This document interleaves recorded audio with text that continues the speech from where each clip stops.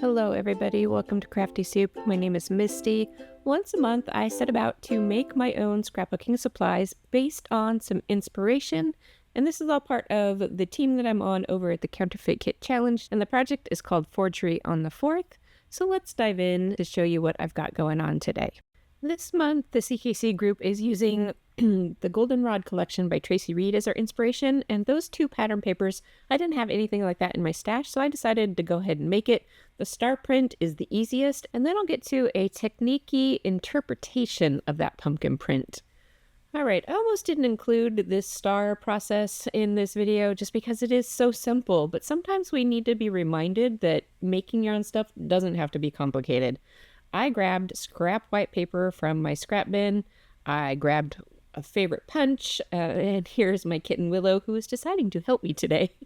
And then I just started punching stars, and it really only took like 2 strips of that white paper that you saw, and then you just sprinkle them on a background and set about gluing them. I just try to glue them in rows so that I can keep track.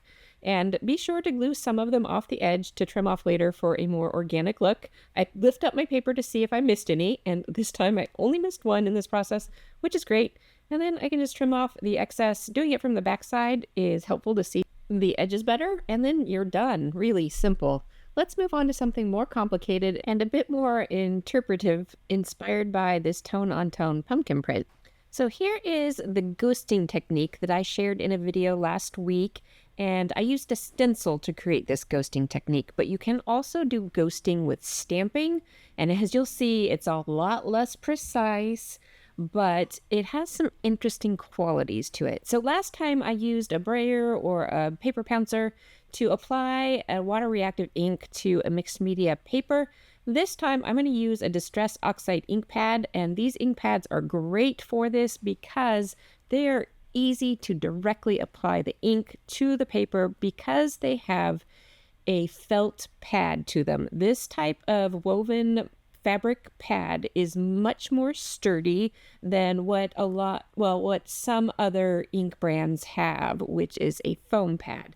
So I am going to just use the ink pad as is and swipe the ink across this paper.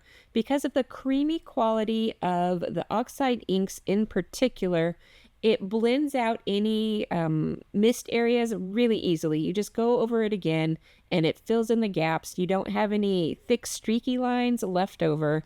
And so this gives you a nice smooth finish in the end.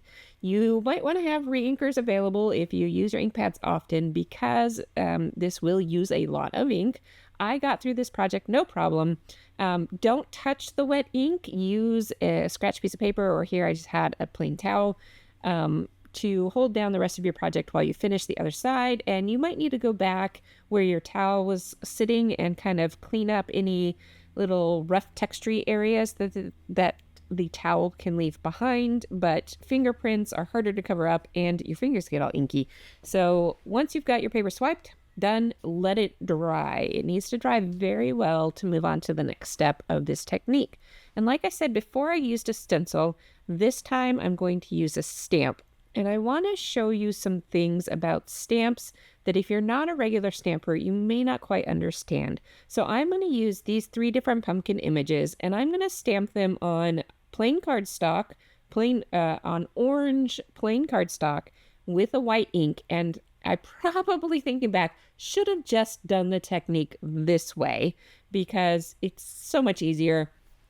And if you get nothing else out of this video, maybe you'll get that tip out of this video because you still end up with kind of a tone-on-tone look.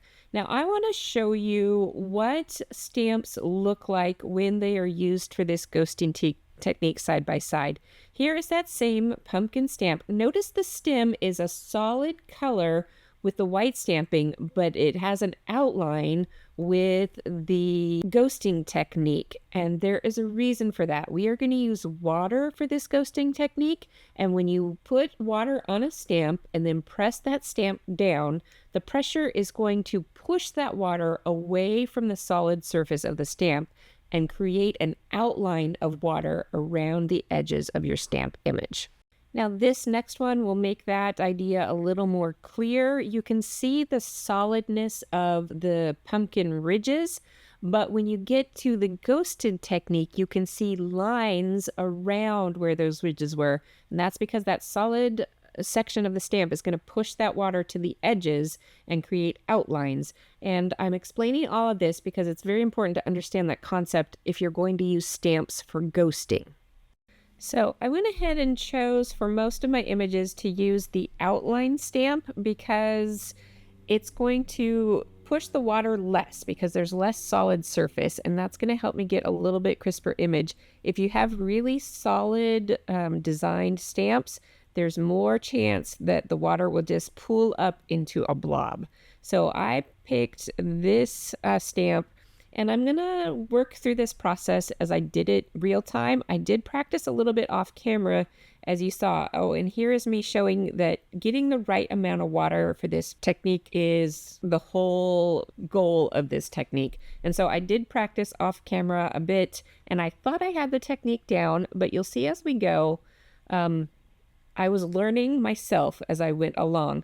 So one of the things that I realized is that you need to rock the stamp a little bit back and forth and up and down, which is not a normal stamping technique because that can lend to blurring. However, with this one, we're trying to push that water out to the edges, but not push it too much so that it becomes a blob. So there is a lot of trial and error to this technique and a lot of just practice. You just have to practice. So here I stepped ahead a little bit to halfway through my paper.